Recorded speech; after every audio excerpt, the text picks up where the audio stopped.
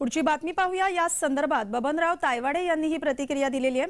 आंदोलनकर्त्यांना वाटत असेल की सरकारने त्यांच्या मागण्या मान्य केल्यात, त्यांना समाधान वाटत असेल तर त्यांचं आणि सरकारने मार्ग काढला असेल तर सरकारचं मी अभिनंदन करतो, अशी प्रतिक्रिया ओबीसी नेते बबनराव तायवाडे यांनी दिली। त्यांच्याशी संवाद साधलाय आमचे प्रतिनिधी ज्ञानेश्वर पवार यांनी। पाहूयात। आपल्यासोबत राष्ट्रीय ओबीसी महासंघाचे राष्ट्रीय अध्यक्ष डॉक्टर बबनराव तायवाडे आहेत। सर, कसं पाहता सर, जरांगे पाटला जो काही आंदोलन होतं त्यांनी आता मागे घेण्याचं जाहीर केलेलं आहे, त्याचबरोबर सरकारने देखील त्यांच्या पूर्ण मागण्या मान्य केल्याचं या ठिकाणी राजपत्र त्यांच्या हातात पडले।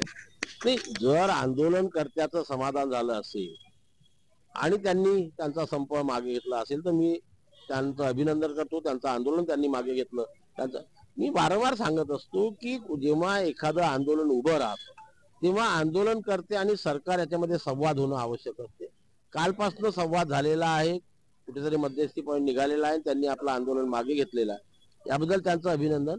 पण ज्या बाबीमुळे त्यांचं समाधान झालं त्याच्यावर आता भविष्यामध्ये चिंतन मनन होईल आणि मग खरंच समाजाला काय मिळालं आणि काय नाही मिळालं हे जेव्हा लक्षामध्ये येईल तेव्हा समाज योग्य तो निर्णय घेईल।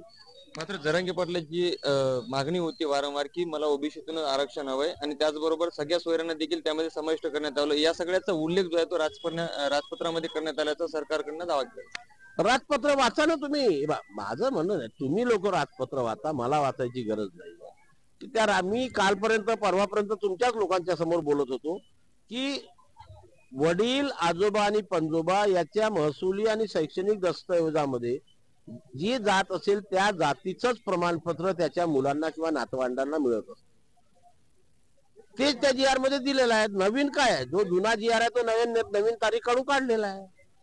हा, नव्याने काही चाललेलं नाही। त्याच्यामुळे ओबीसी समाजाचं कुठेही नुकसान झालेलं नाही।